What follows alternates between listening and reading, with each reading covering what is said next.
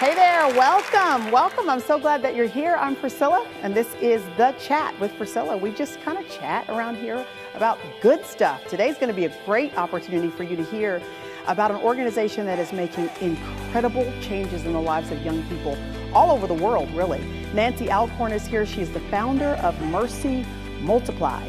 And when you hear about how this ministry is multiplying mercy all over the world, you're going to be so glad you now know all about it. So please stay tuned.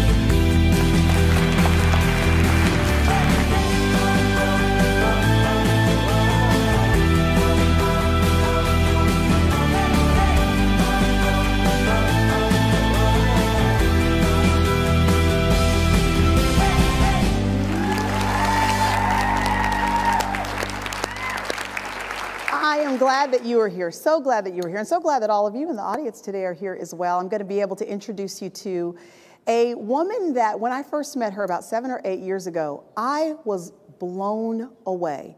Not only by what she's accomplished in ministry and in her organization, but just by her as a woman, the determination, the diligence, the faithfulness, the vision that she has had to have to do what she's done over the past 30 years or so has been nothing less than remarkable. So just sit tight, because you're going to want to hear not only from this particular woman, but also from the lives of a couple of others whose stories have been completely changed. The trajectory of their life has been set on a completely different path because of her influence. Would you please welcome to the program today, Miss Nancy Alcorn. Come on, Nancy. How are you? Good. So good to see you. I'm so glad that you're here. Have a seat. Get comfortable. In the little, you like our little living room we got going on here? I love it, man. Yeah. This is rocking. Okay, good. These pillows feel good, too. The first time I met you, I was kind of just taken back because you're just in this little petite, sweet, blonde little package right there. And then you open up your mouth and it's like fire. You are passionate about what it is that you do. So please describe what it is that you're so passionate about. Well, I spent the first 8 years of my career life in working for the government. So you see a lot of failure. I mean, it's just the way it is. Yeah. And unfortunately, we were working with troubled teenage girls. And so I worked as the athletic director at a girls' prison. There were 300 locked up at any one given time, ages 14 to 18. And they were sent because they were too young to go to the women's prison. And so they were labeled. They were told all the things that were wrong with them. They were told all the reasons why they could never change, why they'd never be anything. So basically, it was like medicate, label, put them in the world's trash can, and reject, cast away, throw away, and that's it. And during that time, I saw kids go home and get murdered by pimps. They die from drug overdoses, get killed in street gang fights. Some of them committed suicide because they believed the lie that they could never change. And here I am, a believer, knowing that the same Jesus that changed my life could change theirs, and that's what I'm experiencing, and it was just breaking my heart. And so then I spent 3 more years investigating child abuse cases in emergency child protective services. And I saw all the things that happened to those teenage girls when they were little. God said, you just spent 5 years dealing with angry teenage girls, and now I'm taking you back in time and showing you why they were so angry, why the anger was so strong, and how they got where they got, and the why behind the what. I call it the why behind the what. We're so quick to judge, and yet everybody has a story. Everybody. Yeah. And God said, if you had walked in their shoes and been where they've been, that would be you, whatever their you might have been. Yeah. So after 8 years of that, I realized that God has not equipped the government to heal broken hearts and set captives free. He's the only one that can do it, and we have to have the freedom to share that message. And they had this real evil thing. First week I worked for the government, they had this evil thing called new staff orientation. First thing they said, separation of church and state. You cannot talk about God here. You can't ever tell him, and I'm like, so it's like you have the remedy. You have the solution for these girls' lives. You know what it is, but you're in an environment that is not releasing you and encouraging you and even allowing you to share the solution. That's right. So you're probably very frustrated. Oh, frustrated is beyond words. And yet, Priscilla, here's the truth. I know now that I was telling God, I want to go to Bible school. And he said, I got you in Bible school right now, girl. I'm showing you everything that looks good and sound good on paper that all the taxpayers are paying for, and it's not working. And isn't it interesting that had you gone to Bible school, which is where a lot of people think that if I just do white picket fence Christianity, then I'll get what I need to be successful in ministry. Right. But sometimes in settings like this is what is equipping you to do exactly what God had purposed for you to do all along. It's the truth. I know now that he totally ordered my steps and directed my path, but I didn't understand it at the time. And when I would see little kids, you know, being molested and abused and beaten and all that, and I'd have nightmares about it, and we didn't have cell phones back then, so my beeper go off at 3 o'clock in the morning. I'd have to go out and get dressed, meet the police, and go into a home and see an awful thing like that. And, you know, when you see it on the news, you read it in the newspaper, you know, it's kind of, you can forget about it. Yeah. But when I saw it with my own eyes, I couldn't get away from it. And to this day, and I'm thankful, I had nightmares back then, but God's taken those away. But I remember being mad at God, like, God, what are you doing with me? And he said, I'm preparing you for the future because I have something that I want you to do, but it's not time yet, and I'll let you know when it's time. And when the time came, what did it look like that God wanted you to do, and what has happened over the past 20, 30 years? Tell us. It was the fall of 1982, and I felt that the Lord was started dealing with me, like it's time for you to let go of your government job, and I'm going to have you start a Christian-based organization, and I mean, I was up in the middle of the night, and it was writing so fast, because I mean, it was like God was downloading this vision. But there were 3 core principles that he showed me. He said, I want you to take young women in free of charge who want help, because people have to want help. You got to want it. I remember Jesus even asking, do you want to be made whole? Exactly. Yeah. Do you want it? Okay. Exactly. So even if they don't have the resources for your program, financial resources for your program, how does that work? If somebody wants it, but they don't really have the money to pay for it? Well, here's the way program works. We take these are the 3 things God said. You take those young women in free of charge, every single one of them, because all of them are going to have trust issues. Most of them wouldn't have the money, vast majority.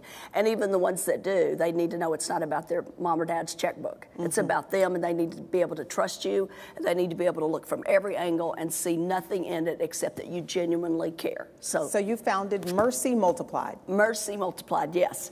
And it's free of charge. Take the girls in free of charge. Give. Your needs will be met through your giving. So give 10% of everything, at least, that comes into your ministry to other ministries. Mm-hmm. And thirdly, no government funding, so that you have the full freedom to share Christ. That's good news, isn't it, y'all? That's really good. Tell us the kinds of women that are coming to you and have been for a long time now. Right. This is our 32nd year.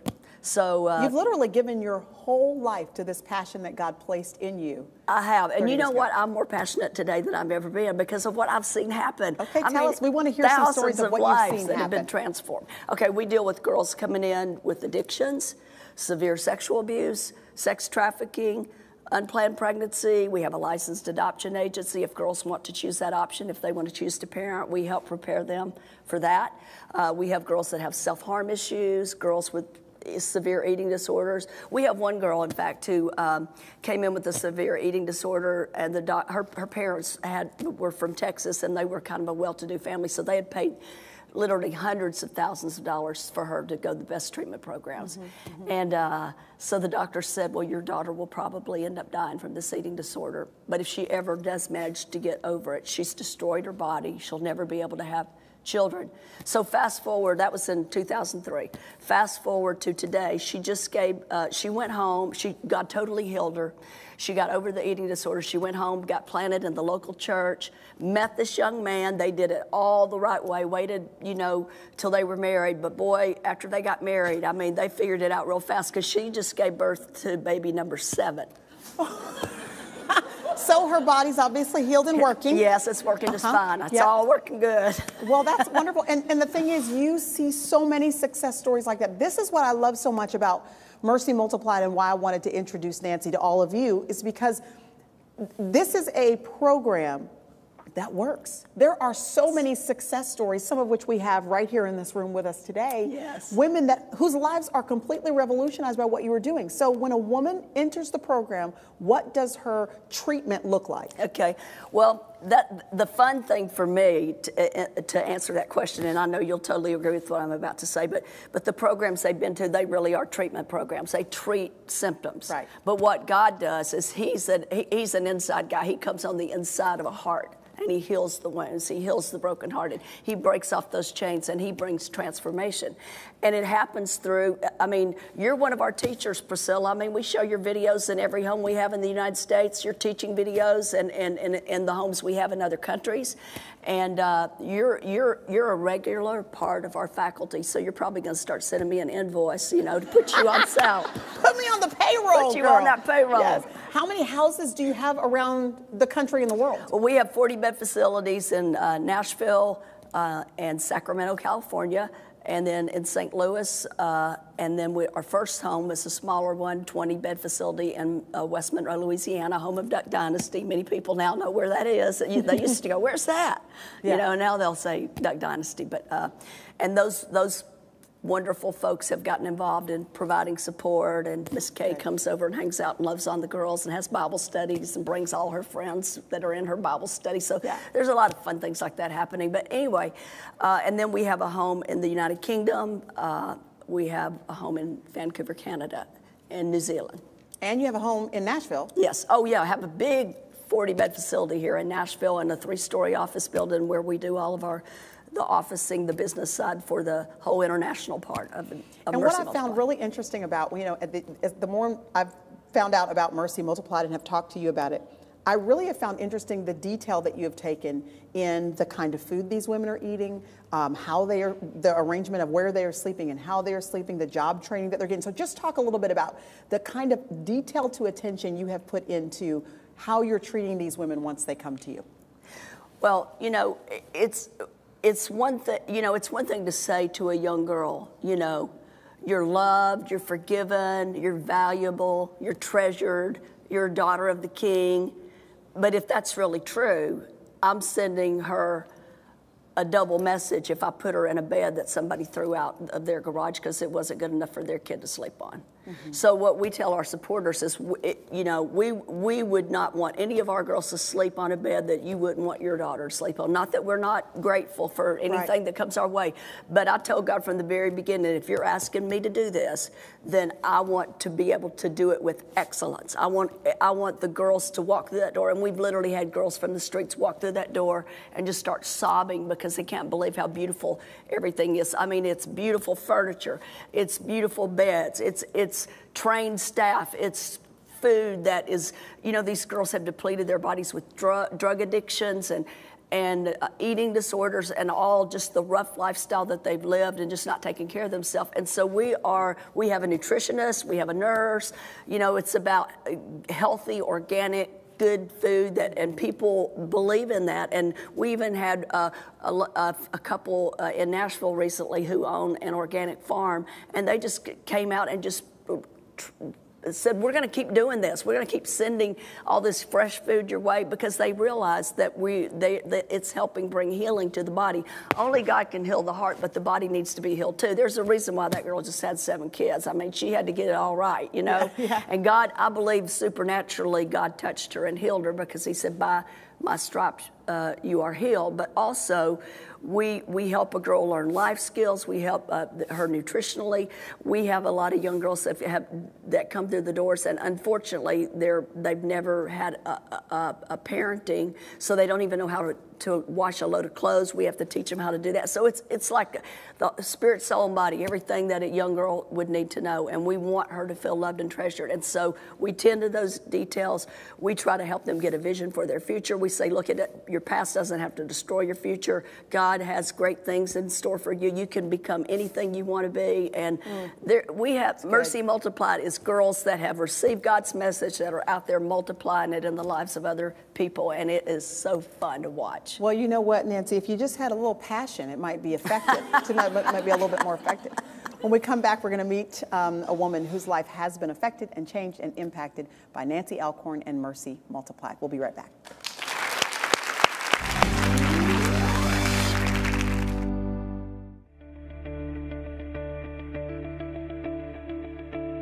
Hi, I'm Priscilla, and I wanted to take an opportunity to invite you personally to join me for a 7-session Bible study on the armor of God. We'll dive deeply into what it means to be equipped to stand firm against the schemes of the enemy. He is very real, and he has been so strategic and targeted in his attacks against us. Why shouldn't we be equally strategic and targeted in standing firm against him? And you and I have an opportunity to suit up, to put on some armor that works, and to go to battle and to see victory declared in our lives and in the lives of those people that we love. This Bible study will be one that will change our lives forever and will help us to walk in victory. So plan to join me, won't you? The Armor of God.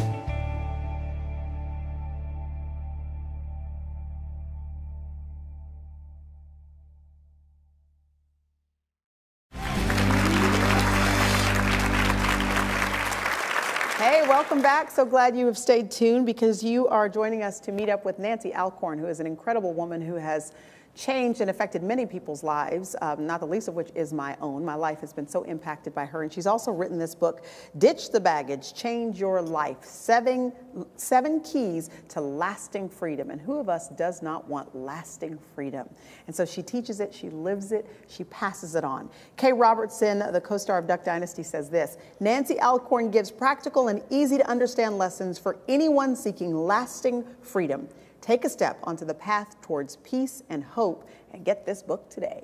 And I say, Miss Kay, you are right. Everybody needs a copy of this to see what freedom looks like and to see how they can be ushered into it themselves. We have a young woman who is joining us today who knows firsthand about how the journey to freedom looks, and she's going to share her story with us. Would you guys please help me to welcome Camilla to the program today?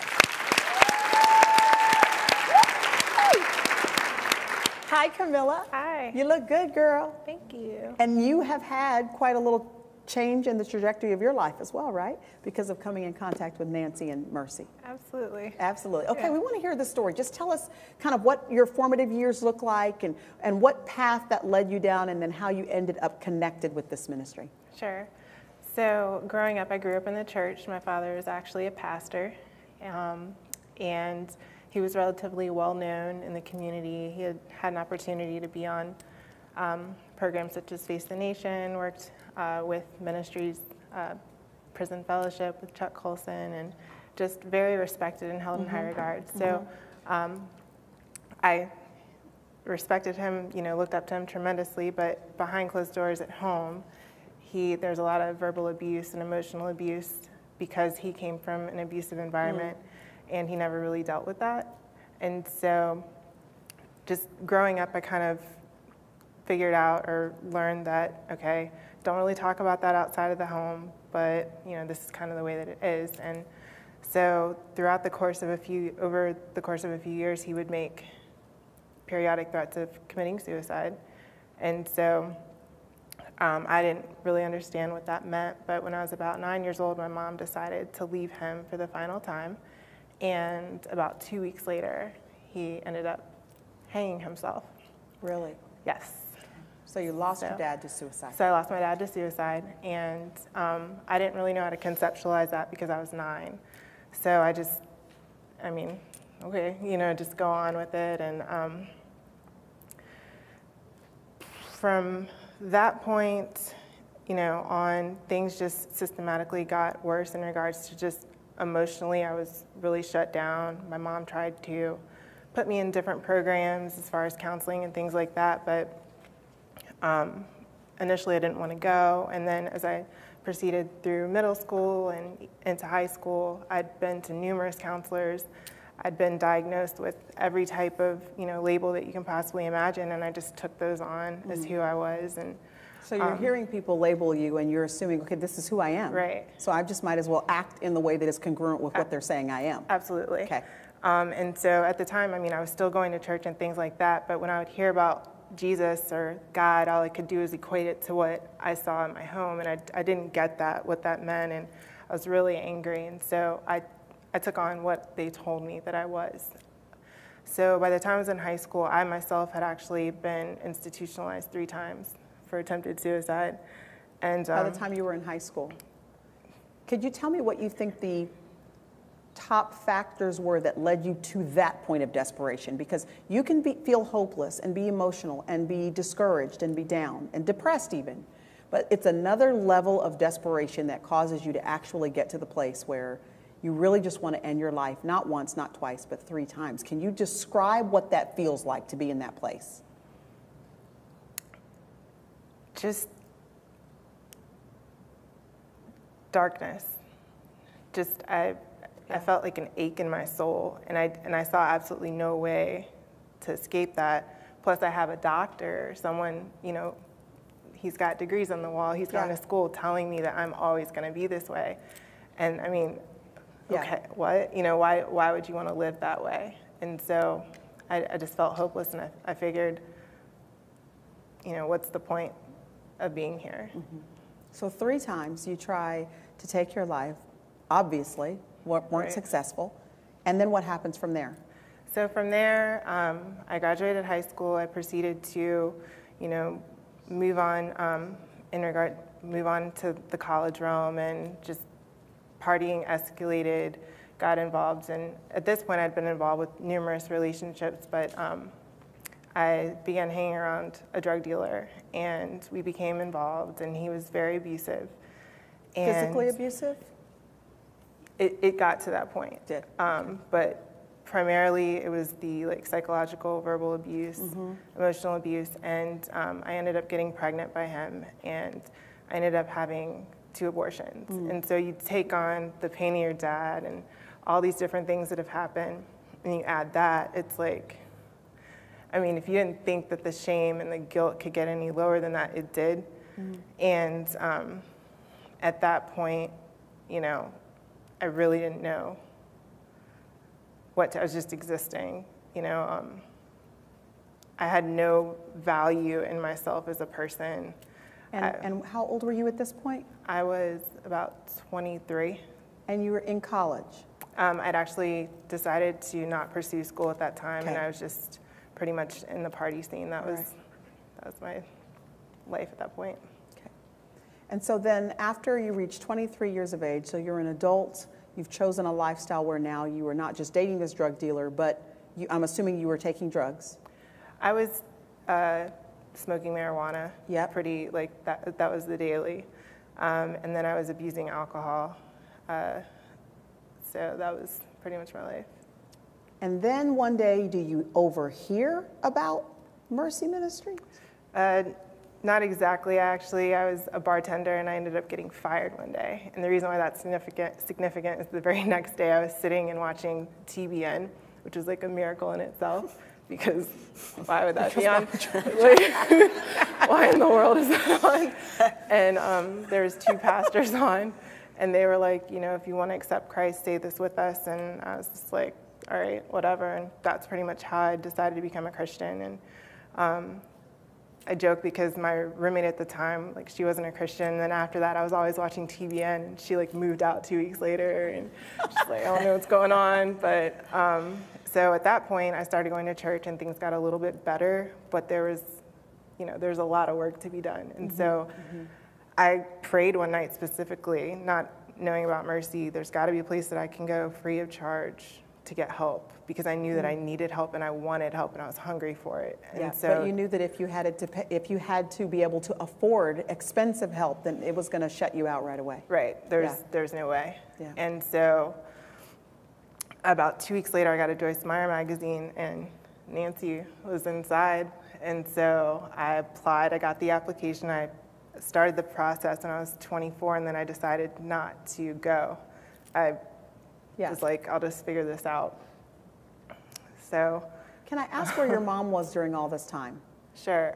My mom, she's a prayer warrior. I mean, you ask her what happened, she's just like, God told me, you know, let her go, and I'll deal with it. And so, you know, my mom was just doing the best that she could. She's a phenomenal mother, like how she was able to deal with me and everything that was going on, and then what happened. So she was still there, very present, just in a way that was handing you over to the Lord to let him do, because she'd done everything that she could at that point. Right, like she would listen to what was going on, but she stopped trying to control everything at that point.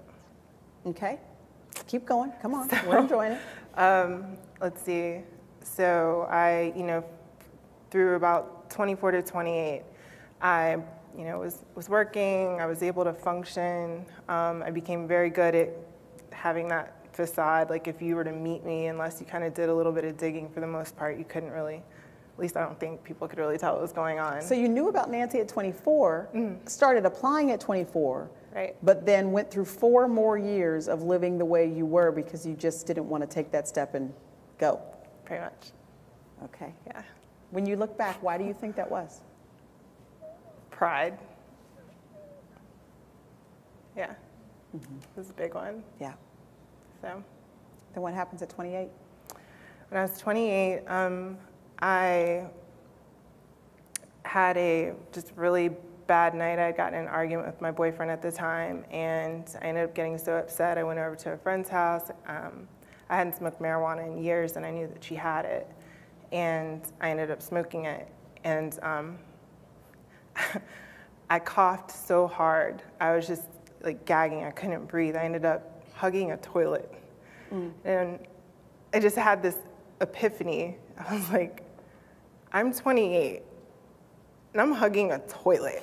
Like, there's something wrong with this picture. And mercy just dropped into my mind, and I got up from the bathroom floor and I went into her office where she had a computer set up, and then I just went online. And so you're currently high? I am high. You were high looking up Mercy Ministries? Yes, I was. So did you call Mercy Ministries high?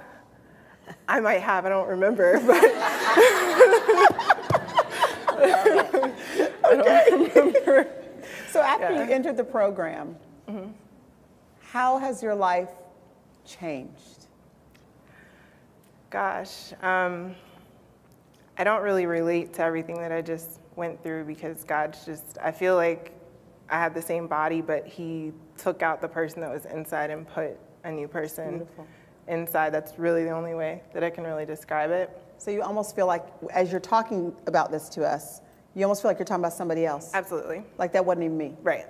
So I don't know anybody, because I certainly have a whole season of my life that I look back on, and I'm like, I don't even know who that crazy person was right there. Do y'all know what I'm talking about? Where there are decisions you made, relationships you allowed, choices that you indulged in, and you look at it now and you do feel removed from it, because God gets a hold of you, revolutionizes your thinking. The Word of God transforms our thinking and causes us to just walk down a completely different path and make different choices. I'm so grateful for that.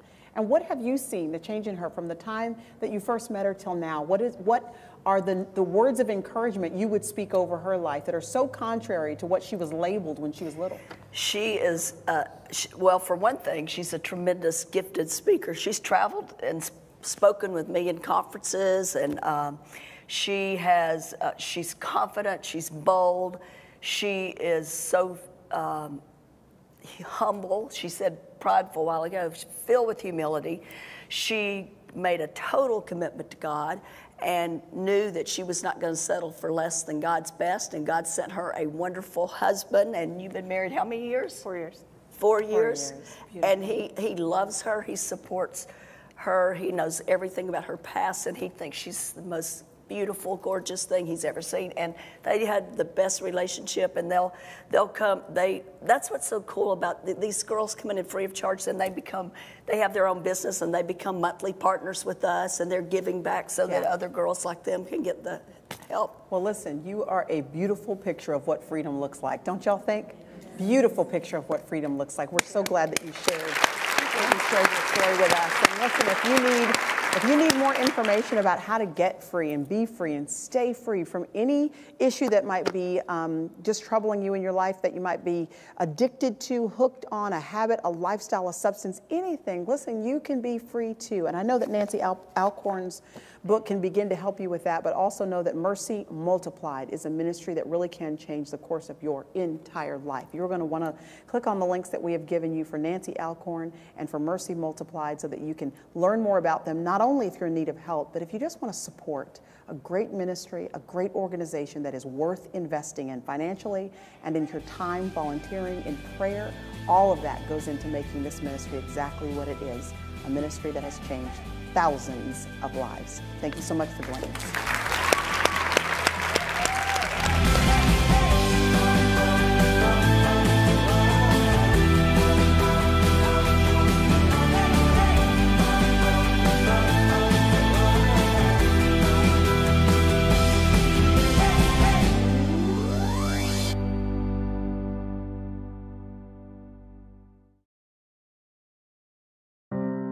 Since 1983, Mercy has helped thousands and thousands of young women find freedom from life-controlling issues such as addictions, self-harm, sexual abuse, unplanned pregnancy, eating disorders, and even young women who have been sex trafficked. We take every single girl in free of charge because of people just like you. We never take government funding or any other funding that would take away our freedom to share Christ. The girls who reach out to Mercy for help come from all 50 states. We have 4 locations across the country, and then we also are working on a 5th location in Florida. We also have 3 international locations with more expansion underway. For anyone out there who is hurting, who is desperate, who is looking for an answer, there is hope. There is freedom. No matter what you may be going through now, no matter what you've gone through in the past, there is hope. There is an answer.